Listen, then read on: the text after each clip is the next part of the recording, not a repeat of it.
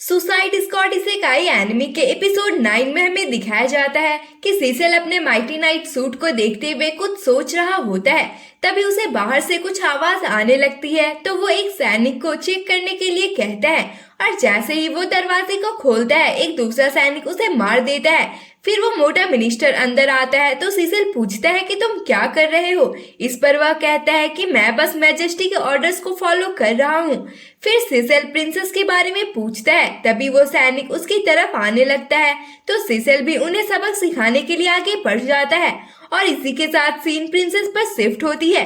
वो अपने मदर के बहरूपिये को देखकर उसे अपने मॉम के बारे में पूछती है तो वह कहती है कि मैंने उसे मार दिया है, जिसे सुनकर प्रिंसेस रोते हुए इसका रीजन पूछती है तो वह बताती है कि जितने ज्यादा लोग मरेंगे उतनी ही पावर्स मेरे पास वापस आएगी, इसलिए मैंने दोनों किंगडम में फाइट कराया जो कि तुम्हारी मदर के फेस के साथ और भी आसान हो गया। इतना सब सुनकर फियोना एक रॉड को उठाकर उस पर अटैक करने के लिए आगे बढ़ती है, लेकिन वह बहरूपिया उल्टा उसी की गर्दन पकड़कर कहती है कि क्या सच में तुम्हें लगता है कि तुम मुझे मार पाओगी?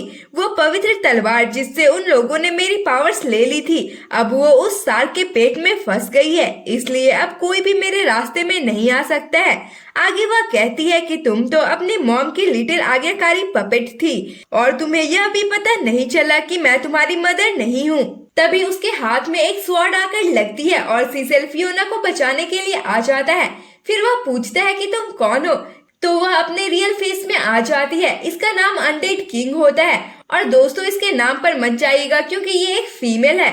फिर सीसेल समझ जाता है कि जितने भी फाइट्स हो रहे हैं ये सभी इसी का काम है और अनडेड किंग भी उसके फियांसे का नाम लेकर उसे भड़काने लगती है, लेकिन सीसेल बिना डिस्ट्रैक्ट हुए वहाँ एक फॉर्मेशन बनाता है और अनडेड किंग को चकमा देकर फियोना को वहाँ से ले जाता है।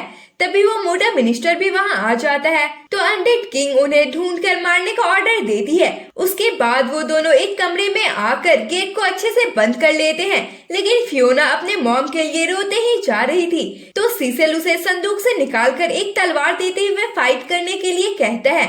तभी वो लोग दरवाजे को जोर जोर से पटकने लगते हैं। फिर फियोना उस तलवार को ले लेती है और खुद को मिरर में देखते हुए हार्ली की बातों को याद करती है और सीसेल से कहती है कि मैं बहुत लाचार दिख रही हूँ। फिर थोड़ी ही देर में वो लोग दरवाजे को तोड़ देते हैं तो वो मिनिस्टर फियोना को सरेंडर करने के लिए कहता है तो फियोना कहती है कि मैं बहुत समय से शांत थी क्योंकि मुझे लगा कि मैं सही कर रही हूँ, लेकिन मैं गलत थी। फिर वह पीछे मुड़ती है तो हम देख सकते हैं कि उसने हार्ली के जैसे मेकअप किया हुआ है, जिसे देखकर मिनिस्टर भी डर जाता है। फिर फियोना हार्ली के वेपन से ही मिनिस्टर के सर पर जोर से मारती है जिससे वह वहीं टपक जाता है। उसके खात्मे के साथ ही सभी सैनिक भी बेहोश हो जाते हैं। तभी सीसेल भी फियोना की मदद के लिए वहां आता है, लेकिन सामने का मंजर देखकर हैरान रह जाता है क्योंकि फियोना मिनिस्टर को मारे ही जा रही थी। फिर प्रिंसेस सीसेल को सभी लोगों को जमा करने के लिए कहती है।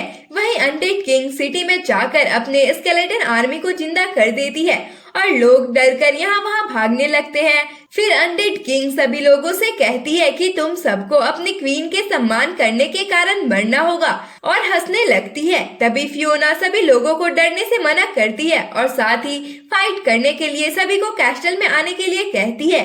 इससे गुस्सा होकर अनडेड किंग कैस्टल के तालाब में भूचाल ला देती है जिससे उसका पानी पूरे कैस्टल में फैलकर उसे बर्बाद करने लगता है। तभी मगरमच्छ को सामने फियोना दिखती है और वो उसे मारने के लिए जाने लगता है, लेकिन नानाओ उसे रोक देता है। और एक बात यहाँ नानाओ फियोना को हार्ली समझ रहा होता है, शायद मेकअप के कारण, तो वह मगरमच्छ से कहता है कि तुम हार्ली को नहीं खा सकते हो और फिर दोनों की लड़ाई स्टार्ट हो जाती है। तभी फियोना की नजर भी उन पर पड़ जाती है और वह नानाओ को आवाज देती है जिसे सुनकर उसे पता चल जाता है कि ये हार्ली नहीं है। उसके बाद फियोना को प्रोटेक्ट करने के लिए वहाँ सीसेल भी आ जाता है। फिर अनडेड किंग वहाँ आकर फियोना से कहती है कि अपना मेकअप चेंज कर लेने से तुम स्ट्रॉन्ग नहीं बन जाओगी, तो फियोना स्माइल करते हुए कहती है कि मैं अकेली नहीं हूँ और फिर डेडशॉट भी अनडेड किंग पर एक गोली चला देता है तो वो अपने स्केलेटन आर्मी को उनके पीछे लगा देती है। वहीं डेडशॉट भी फियोना का मेकअप देखकर कंफ्यूज होता है। तभी हार्ली अपने बालों को ठीक करते हुए मिरर मांगती है तो पीसमेकर कहता है अच्छा, तो फियोना ने इसे अपना रोल मॉडल बनाया है। फिर डेडशॉट सभी को फाइट के लिए रेडी होने का कहता है। तभी पीसमेकर नानाओ को दिखाता है जो अब भी मगरमच्छ से लड़ रहा था। फिर वो सभी दो ग्रुप्स में डिवाइड हो जाते हैं। फर्स्ट ग्रुप में रिक, क्लेमैन और पीसमेकर होता है जिन्हें प्रिंसेस फियोना को बचाना था। वहीं सेकंड ग्रुप में डेडशॉट और हार्ली होते हैं जिन्हें सारे ज़ॉम्बीज को खत्म करना था। फिर रिक हार्ली को एक वॉकी टॉकी देता है ताकि वो आराम से कम्युनिकेट कर सके, जिसे देखकर हार्ली रिक से पूछती है कि क्या तुम्हारे पास इस तरह के और भी चीजें हैं, तो रिक मना कर देता है। फिर वो सभी अपने अपने टास्क को पूरा करने के लिए आगे बढ़ जाते हैं, जहां हार्ली और डेडशॉट सभी ज़ॉम्बीज को मार रहे होते हैं। तभी डेडशॉट को ऊपर अनडेड किंग दिखाई देती है और वो उस पर फायरिंग स्टार्ट कर देता है, तो वह वीच को बुला लेती है जो कि उसे खतरनाक तरीके से घूरने लगती है। तो अनडेड किंग उसे ऐसे घूरने से मना करते हुए कहती है कि तुम्हें पता है ना कि अगर तुमने मेरी बात नहीं मानी तो क्या होगा।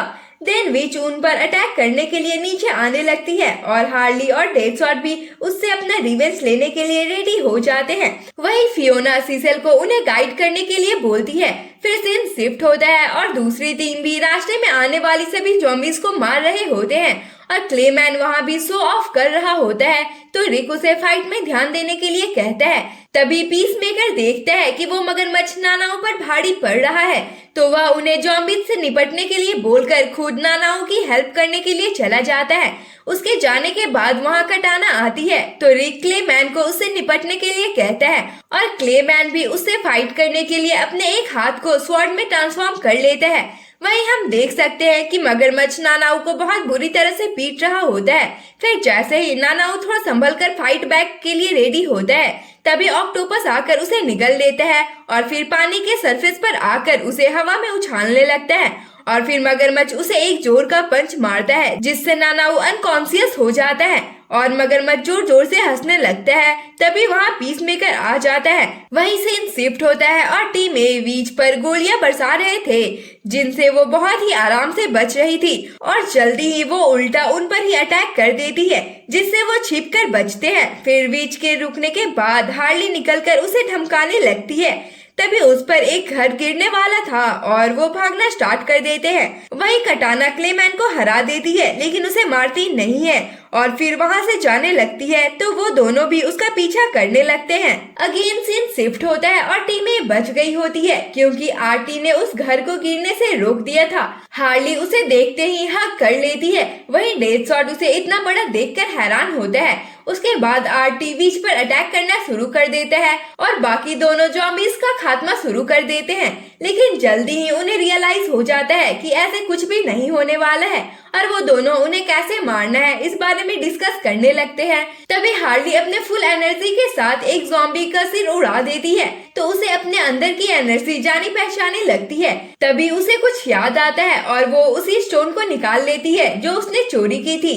फिर वह बताती है कि ये एक मैजिकल स्टोन है, लेकिन डेडशॉट को उस पर भरोसा नहीं होता है, तो हार्ली उस स्टोन को अपने गन में फिट कर लेती है और आरटी को साइड होने के लिए कहती है। हार्ली को ऐसा करते देख विच भी कहती है कि तुम्हारे इन फालतू कोशिशों से कुछ भी नहीं होगा, लेकिन हार्ली के फायर करते ही गोली प्रोटेक्शन शील्ड को तोड़ते हुए सीधे जाकर विच को लगती है, जिससे गुस्सा होकर वो उस पर अटैक कर देती है, लेकिन आरती उसे रोकता है और दोनों के अटैक आपस में टकराने की वजह से वहाँ हाई प्रेशर रिलीज होता है जिससे डेडशॉट दूर जाकर गिरता है। तभी उसे ज़ॉम्बीज भी घेर लेती है और वो एक एक करके उन्हें मारना शुरू कर देता है, लेकिन तभी वहाँ सीसेल आता है और तुरंत ही सारे ज़ॉम्बीज को मार देता है। फिर डेडशॉट उससे उसके इस क्रेजी आउटफिट के बारे में पूछता है, तो सीसेल बताता है कि ये एक लेजेंडरी हीरो आर्मर है जिसे मैजिक से बनाया गया है। फिर डेडशॉट उसके हाथ में गन्स को देखकर कहता है कि मैं फाइट खत्म होने के बाद तुम्हें इनसे प्रॉपर एम लगाना सिखाऊंगा,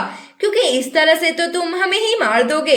तभी वहाँ और भी ज़ॉम्बीज आ जाते हैं और वो लोग उनसे लड़ने के लिए तैयार हो जाते हैं।